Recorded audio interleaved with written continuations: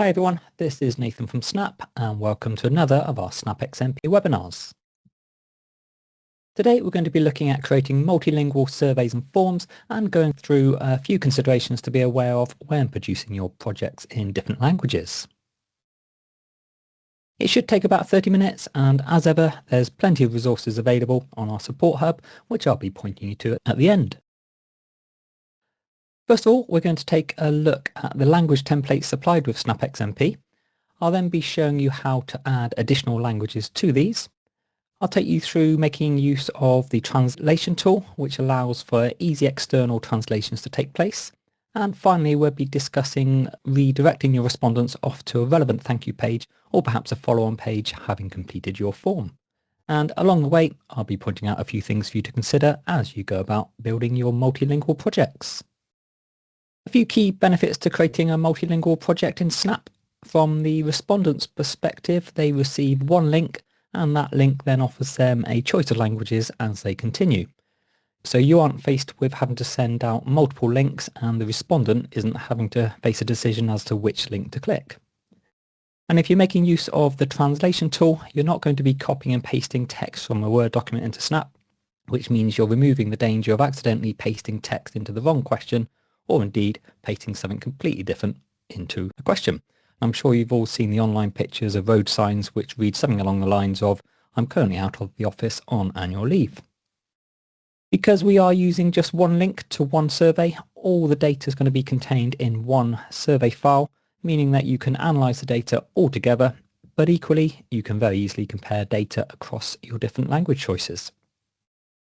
And the big one, by offering your surveys in a variety of different languages, you're making sure that your surveys are more accessible and inclusive, which drives greater visibility and engagement, and also hopefully leads to a higher response rate. Okay, let's head into the software and take a look at how some of your projects could be set up. I'm going to be working in the webinars folder today. And as ever, our starting point is going to be a template. So I'm going to create a brand new survey. And just a reminder that these are the templates that are sort of built in and supplied by Snap. You have also, of course, got access to create your own templates. And these might include your own different logos, perhaps preferred languages, some preset questions, some statements, etc., etc. But moving back to the ones supplied with Snap, I'm going to be making use of the blank template with Welsh edition. Now the language templates that you see in this list will differ depending upon where in the world you are. So if you're in the UK, then we just have the blank template with Welsh edition, whereas if you're in the US, you're going to see a blank with French and also a blank with Spanish. Now they're the two default sets of installed templates, but for those of you that are perhaps listening in from Europe, we also have a set of templates available to download, which includes Dutch and French, but where these are the only languages, as well as a Dutch with English and a Dutch with English and French. But at the end of today's session, I'm going to be pointing you off to a page on our website where you can download some additional templates. And just to add, if you are listening in from other areas of the world and you feel like a different set of templates might be more useful for you, please do get in touch and I'm sure we'll be able to assist you. So I'm going to go ahead and create a new survey. As I said, I'm going to use the blank template. And as mentioned, that's going to go in my webinars folder. So I'm just going to call that language demo. And click OK.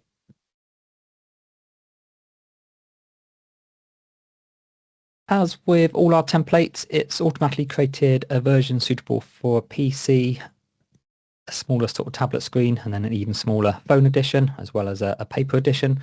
And then obviously, as I've created the template, which includes a Welsh edition, then there's a Welsh version for each of those additional editions as well. But if I focus on the PC one, now built into the templates are a number of predefined or pre-translated elements, including the initial question. So choose your preferred language, and you can see this is done as a sort of a dual language question. And for those of you that are doing surveys in English and Welsh, you'll know that you do need to make sure that the Welsh appears first. and as it does in the actual question itself, but you can see it does look like English is going to appear. But if I was just to quickly right click and go into variable properties, you can see that it's set to appear alphabetically, and luckily for us, Cymraeg, if I've said it correctly, will then appear first. If I was to click on the Welsh edition or one of the Welsh editions and go into questionnaire properties and move down to the buttons section, so these are the sort of next buttons, the back button, submit button, etc. You can see these have automatically been translated for you into Welsh. And whilst we're here, just to remind you that ultimately you can overtype these with your own text. So obviously today I'm going to be creating a sort of questionnaire or survey. You may well be using this to create a form or maybe a registration form. So maybe the submit button might be better overtyped with the word sort of register, obviously translated into Welsh. But I'll leave it as it is today, and ultimately whatever you do, it will still be a submit button. And then coming down to the text section at the very bottom. So these are the messages which might be displayed whilst the survey is being completed. So effectively pop-up messages if anything's perhaps gone wrong, someone's made a mistake. And my Welsh isn't great, but I believe this one here is something along the lines of please provide a valid answer for this question. So again, we've translated all these for you. Now, I just come out of here and go back into my English version, and we're going to start building our survey. So there's a number of options of how you go about designing a multilingual survey. One option is if I add a question, if I add a title, shall I say, in English. So if I say about you, and then if I add a couple of questions, I'm going to go straight down to a single choice question. Just how many children are there in your family?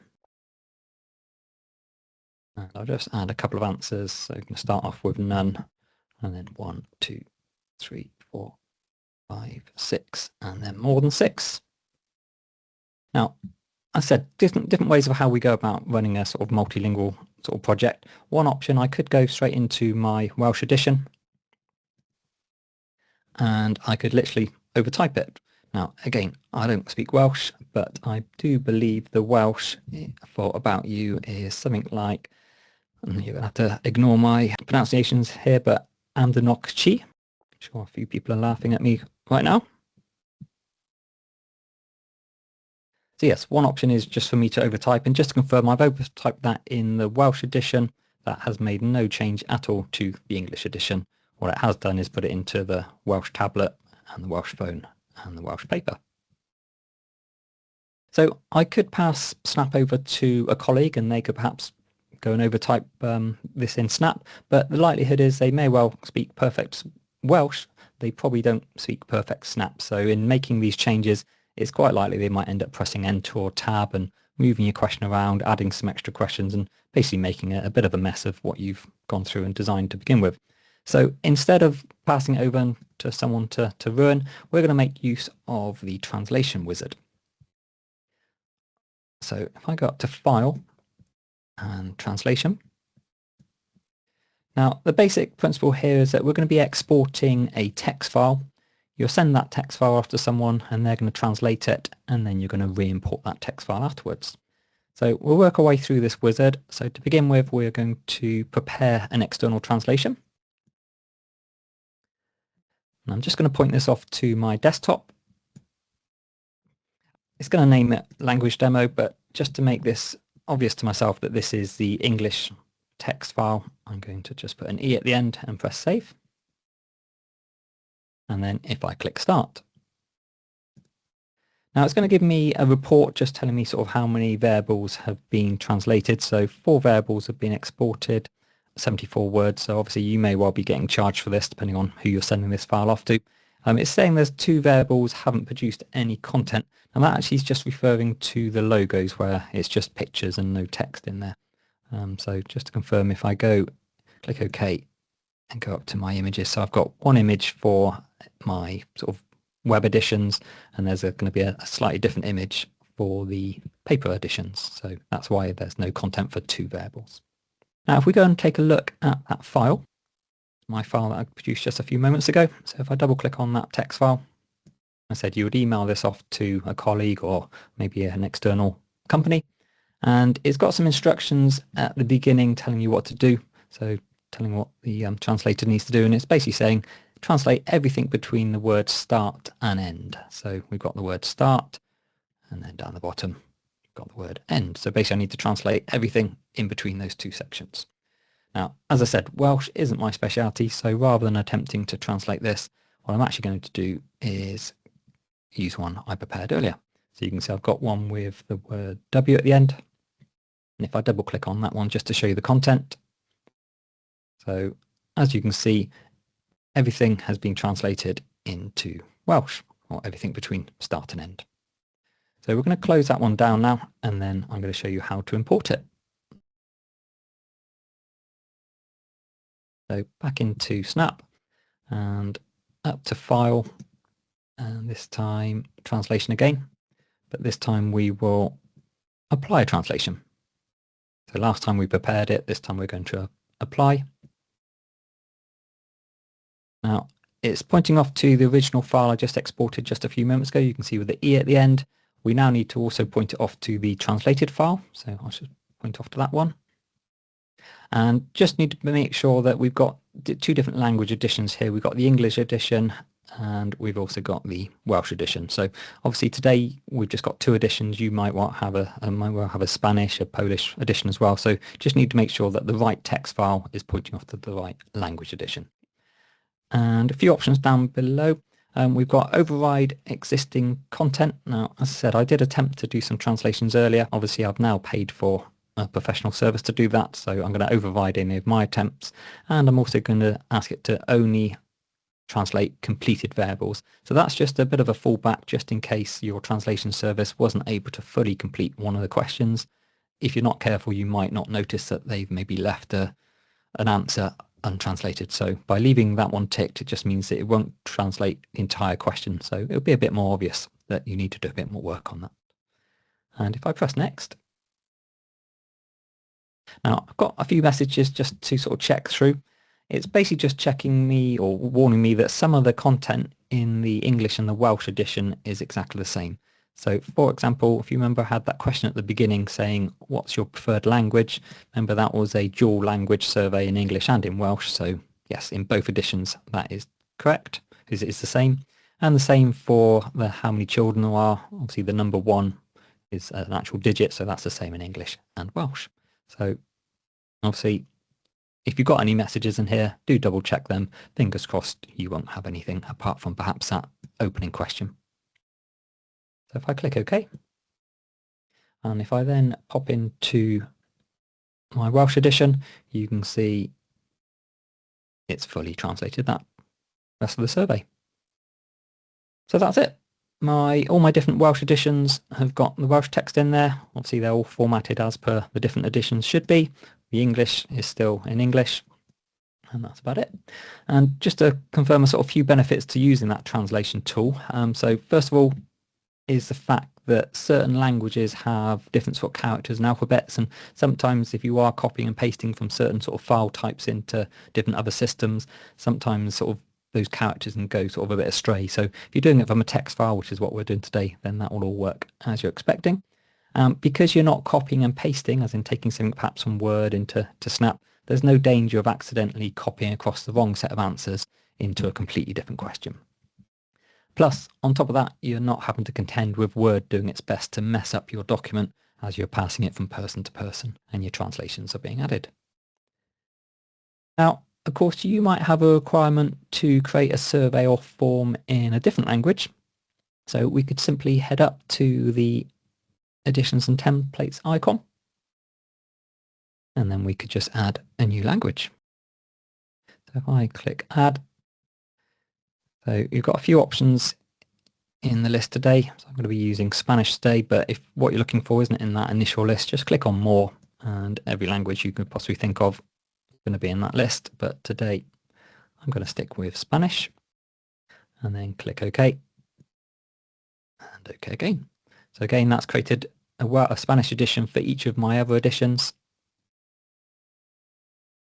And then it would just be a case of adding the extra text into my introduction, perhaps translating your text at the top as well, and then again running that translation wizard and importing the Spanish translations. Now, before I move on, I did just want to point you in the direction of the reference window. Now, if I open up the reference window, this little book icon at the top. Now, the reference survey pack is one which is supplied when you install Snap, but we do also suggest that you basically create your own, because the reference window is a collection of sort of questions which you can sort of drag and drop from, but realistically they might not be what you're looking for. So we do also give you access to the user survey pack, and this is basically just an empty one where you can add your own questions to. And while I'm talking about survey packs and them sort of being supplied, I mentioned earlier about the fact that some of you are listening from different parts of the world. So the available template built into the survey pack, because the survey pack is where your templates sit, they differ. So if you're calling from the US, there's a US one with slightly different ones. And as I mentioned, the US ones has French and Spanish. And if you're making use of our sort of European templates, then we've got Dutch, as I said, where it's just Dutch as opposed to English with Dutch and English with French. So just French, just Dutch, but then there's Dutch with English and also Dutch with English and French. So yes, do certainly make use of these templates. But before I move on, I'm just going to head back to my default one, and I'm just going to move into the employment section and occupation. I'm just going to grab a question, grab this one, and if I drop down my menu at the top, if I was to choose Welsh, you can see it's all in Welsh. If I choose one of the sort of character-based languages such as Arabic or Urdu, then you can see it's also reversing the formatting right to left rather than left to right. But if I pop it back into English, and I'm going to basically drag this question over onto my survey. Now, when I drag it over, I can drop it above the question I'm currently highlighting. I can drop it below, or I can replace it. So I'll just drop it underneath. And just to confirm, it's added into the English edition, but it's also added it into the Welsh and the Spanish.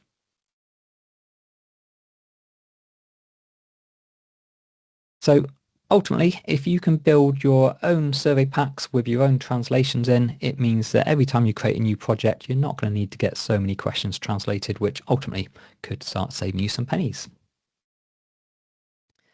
On the subject of translations, earlier we talked about the text section of questionnaire properties. So if I go into the questionnaire properties and text, so these being the messages which might pop up during a live survey. So I said things like, please enter a valid response for this question. So you do have the option to override this text to sort of make it more relevant, maybe perhaps more business-like, more friendly, depending on who your kind of audience is. You just need to bear in mind, if you change the text in the English edition, you're also going to want to go into the Welsh edition and change the text in there as well. Now, again, you can just overtype it. That's one option, but there's kind of dangers of you accidentally overtyping the wrong one. So again, it might be safer to go into the English edition, make any changes you want to make. You can then save that as a new file, send that off to, again, your colleague or translation service. They send it back to you once they've overtyped it. And then you go into the different editions and just go and select that new file instead. So again, these are just text files. Okay, so we now have a questionnaire that has been translated, along with questions which ask them what's their preferred language at the beginning, and then displays translated navigational buttons and also pop-up messages. Let's now have a think about some of the other things which you might or perhaps should consider. So first of all, when a respondent submits a form, they're going to be taken off to a default thank you message. So that's a sort of standard thank you message in English. Ideally, regardless of whether you're running a multilingual project or not, you're going to redirect them off to somewhere which is a bit more relevant to the form that they've just completed. And then today, obviously, we are doing a survey in different languages, so really we want to make sure that if we're going to say thank you to them, that we say thank you in a language which they actually understand. So we're going to do this by creating something called a derived variable. So if I go into my list of variables, so these are all the questions in the background, and just notice that I've got a variable which is a sort of a system variable. So that's as soon as we started creating these different language editions, this id.language got created. And within there, you can see English is 1, Welsh is 2, and Spanish is 3. So we're going to make use of id.language and then equals 1, 2, or 3, depending on which language edition that we're talking about. But we're going to create a new variable today. So it's a derived variable, so it's taking its data from elsewhere. So I'm just going to call it web page. Just give it a label just so I remember what this is doing. But this is just going to sort of sit in the background. No one's going to see this apart from you. They're going to go off to one of 3 different locations, in fact 1 or 2 different locations today. And I'm going to get them to go somewhere if id.language equals 1. So effectively if they choose option number 1, they're going to go somewhere, which we're specifying just a second. And then if they choose option 2, which is the Welsh, they're going to go somewhere else. In fact, I haven't got a Spanish thank you message, so I'm going to pretend they're actually going to, regardless of whether they do it in English or Spanish, they're going to go off to the same location. So I've got a few websites that I'm going to make use of. So I've got an English thank you message and a Welsh thank you message. So I'm just going to take that page. I'm just going to pop it in. And take my Welsh one. So these are just pages sitting on a sort of a hidden location on a website somewhere.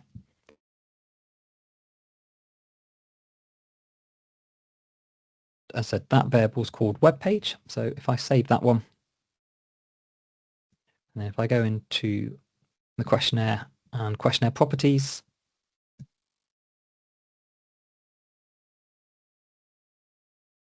under submit, we get to say what's going to happen when they press submit. So I said by default, they go off to a thank you page in English, which is a Snap Surveys thank you page. Ideally, you'd always send them off somewhere a bit more relevant. But today, we're going to send them off to whatever the answer of that variable I just created. Now, we want that to be a dynamic field, so we just need to pop it in extra curly brackets. So basically, whatever the answer is to that derived variable is what's going to be inserted in that position instead. Okay. Now, I'm going to move off to another survey now, which has got a few more questions in. So I'm going to close this one down. And I'm going to move into a survey, a very similar survey to this is actually on our sort of sample surveys page if you wanted to have a look at this on our website. But if I go into this survey, all good hotels. Now we're going to start thinking about a few of the other things which you perhaps might not consider. So we talked a lot about, or a little bit about inclusivity today, and of course accessibility is a big part of that. So I always talk about this on my webinars, but we need to be making use of alt text, so sort of pop-up text when someone's using a text reader, if they're sort of visually impaired. Now I've got an image today called All Good Hotels, and that's got some alt text of company logo. But as I said, if someone's doing it in Welsh or Spanish, they don't want to be having a pop-up saying company logo. So it's just making use of, again, the different text. Of course, that's US. Let's go to the Welsh. So you've got different text or pop-up text for the different ones. So really for every image in your survey, you need to have sort of the relevant text that's going to pop up. And it's the same sort of thing if you're running quotas and screen outs. So quotas being where you only want to have certain numbers of people filling in your survey. You don't want sort of a massive proportion of younger people or a massive proportion of older people. So if I go to quotas and screen outs, so I've got a quota here based on an age question. So I've got a message basically saying, if we've already hit our quota, they're going to get a message saying sort of thanks, but we've already got our sort of allocation of your particular age group. So just making sure if we go down to the Spanish that we've got the equivalent message in Spanish and the equivalent message in Welsh, etc. So yeah, just need to make sure that wherever you've got things popping up, you think about your different translations. Likewise, I don't know if any of you make use of alerts. Alerts being sort of emails that get fired back to a respondent based upon certain criteria. So in this survey, I've got a number of different alerts based around sort of child allowance information. So again, just to remind you, we've got, if I just go into my variables again, we have that id.language question with our options sort of 1 to 7 based on the different languages that they select at the beginning. But going back into the design window,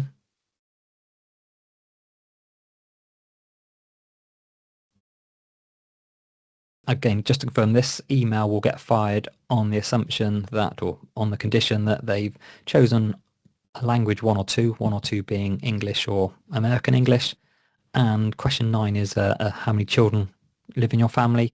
So greater than 1 actually means that they've got at least 1 child, because option number 1 was that they've got no children living with them. So going to send off an automated email to them with some sort of links off to sort of further information. But as mentioned, if they filled out in Welsh, see, we want to make sure that the message appears in Welsh. We fill it out in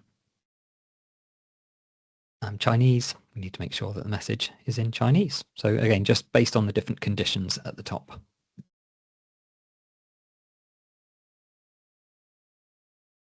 And whilst we're talking about children, it's also just another sort of use of using language additions is about creating slight variations about how you sort of ask questions and how you phrase answers. So in today's example, we've got some slightly different dialects. So I've got sort of an English and a sort of American English options going on here. And really simply, my title or my sort of subheader, shall I say, for the English is about you, but the American is about yourself. If I come down a bit further, we've got last name, zip code and cell phone for the US version, whilst in the sort of English version, or UK version, shall I say, we've got surname, postcode and mobile number. Similar sort of thing in an online survey for which is going to be run in America. You'd probably like to say about checking a box, whilst if you're in the UK, we tend to say ticking a box. So it's just a different way of sort of rephrasing questions. And another sort of example of this could be that you're running a survey which is going to be filled in by a mixture of adults and children. So keeping it really, really simple, rather than, well, in the adults, it might be, are you male or female? In the children's version, it might be saying, are you a boy or a girl? So it's the same question and meaning, it's just using slightly different wording. Or perhaps another use could be that you're running a project which is going to be used by both internal staff and external customers. The internal version might be using lots of sort of business jargon, whereas the external version would be written more in sort of layman's terms. It could be sections or questions which are just for the internal staff. So we could make use of that id.language to route questions in or out. So that's a kind of different way of sort of thinking about language additions. It's more just sort of phrasing additions. Rather than today, we've been talking about English and Welsh and Spanish, etc. You're still doing it in exactly the same way.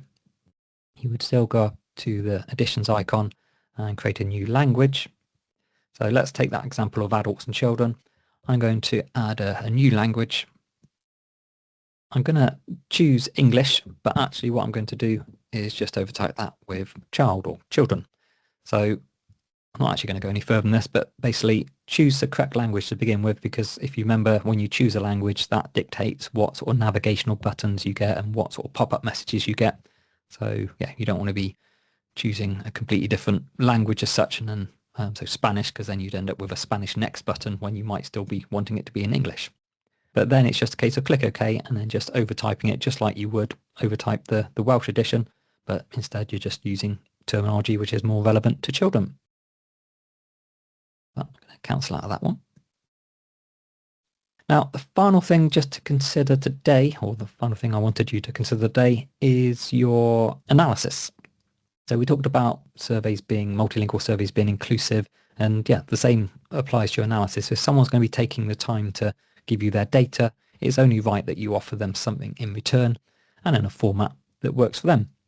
So I've got a couple of tables and charts saved to date. I'm just going to say yes to that. So I've got two very simple tables, here and one, and you can see this is by default in English, but if I go up to properties, base and labels, we can just choose the language based on the questionnaire. So if I choose French, click apply, it's all in French. See if I choose Spanish, it's going to be in Spanish. And the same for the charts. So different question here, your marital status. So again,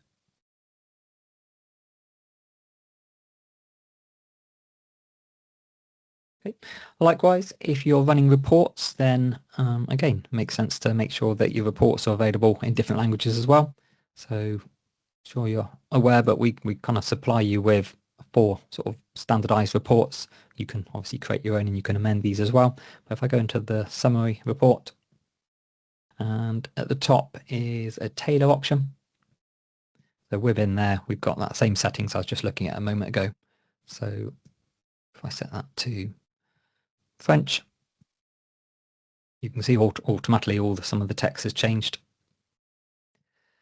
Just need to bear in mind that will change the tables and charts that are on display, but these reports do have an introduction, so realistically you're going to want to sort of translate this as well into French.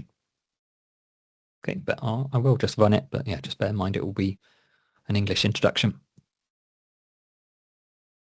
So English introduction, but then the actual tables and charts all in French.